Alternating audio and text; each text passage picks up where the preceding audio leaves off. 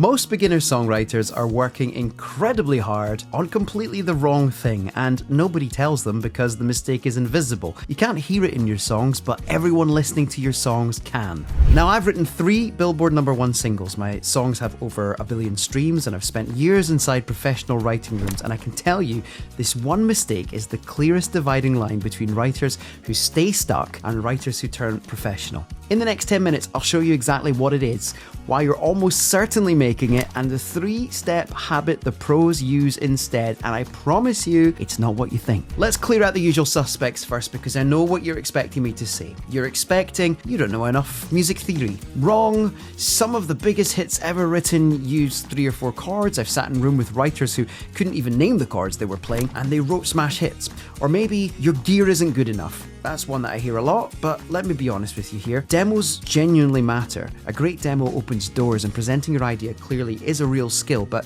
here's the thing that nobody tells you. A demo is a collaboration problem, not a gear problem. You don't need 10 grand of equipment, you need one relationship with someone who can produce. Find a collaborator, build a team, and the demo will sort itself. I've heard career-changing songs that started life recorded on a phone, so yes, care about the demos, but the demo is almost never the reason the song doesn't work. Or here's the classic. You just give up too soon. And listen, persistence is absolutely key. You're going to get so many rejections over the course of time. Nobody makes it in the industry without persistence. And if you take one thing from my whole story, it's that I'm still here because I didn't stop. Persistence is the fuel, it's not the steering wheel. I've met writers who've persisted for 15 years and never improved because they were persistently practicing the same invisible mistake. So keep that persistence. We're not getting rid of it. We're just about to point it at the right thing. So if it's not theory, not gear, and not grit, what is it? Here it is. Beginners discover their melodies, professionals design them. Think about how you wrote your last song. I'd bet money it went something like this. You found some chords you liked, you started humming over the top, something half decent appeared, and that became the song. Whatever showed up first, that's what you kept. Now that's discovering. You're essentially gambling. You're hoping inspiration deals you a good hand. A professional walks in with intent.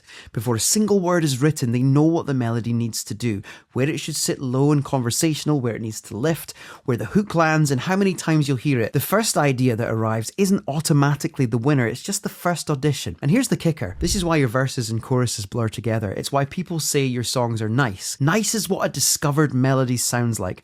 Undeniable is what a designed one sounds like. Now, I don't even need to play you anything to prove this because you've already run this experiment yourself thousands of times. Think about the last song that got stuck in your head after one listen. Just one. Here's the question. What exactly were you remembering? Not the chords. Most people couldn't tell you a single chord in it. Not even all the words. You were probably mumbling half of them. What you were carrying around all day was the shape. Where it lifts, where it lands, which word it hangs on. That's what a melody actually is, and that's what a designed melody gives a listener to hold on to. Let me show you what that looks like. Take one simple lyric. Let's say, I'm never letting you go. In a discovered melody, every word gets the same treatment, same height, same length, the line just follows the chords. It's fine, it's pleasant, and there's nothing for your ear to grab. Now look at the design version, same 5 words, but now never jumps up, because that's the word carrying all the emotion, and go gets the highest, longest note in the whole line. So it's, I'm never letting you go, and that's where the emotion comes in. And that's the word that you want ringing in someone's head when the line finishes. Nothing about the lyric changed. Every single difference is a melodic decision. When I'm writing top lines for artists in Korea or Japan or China, nobody in that room is waiting for the melody to show up. Every line gets exactly the same treatment. Which word fits, which word holds, where the air goes. Sometimes we'll build loads of versions, 30 versions of an 8-bar chorus until one is undeniable. That's the job. And the good news is it's a habit and you can start it this week. So here's how to switch from discovering to designing. 3 steps. None of them need theory and none of them need gear. Step 1. Before you write a single word, sketch the shape. I literally mean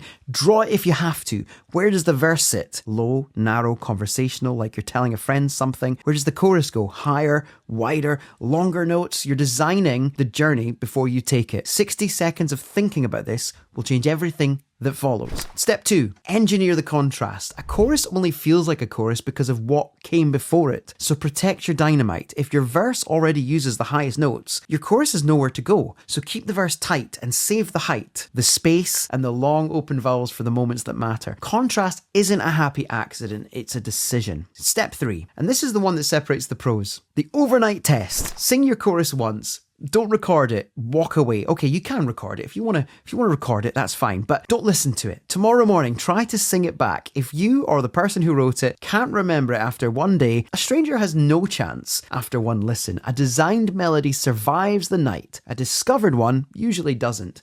And if it doesn't, you don't polish it, you redesign it. So let's bring it home. The number one mistake isn't theory, it's not gear, it's not giving up. It's treating melody like something that happens to you instead of something you build. Shape it first, engineer the contrast, test it overnight. Do that on your very next song and I promise you'll hear the difference immediately, and so will everyone else. Now, if this clicked for you, I run a free community called The Craft House. Songwriters at every level sharing work, getting feedback and growing together. There's no catch, genuinely costs nothing. The link's in the description and I'd love to hear the first chorus that you design rather than discover. Come and join us at The Craft House and I'll hopefully see you soon.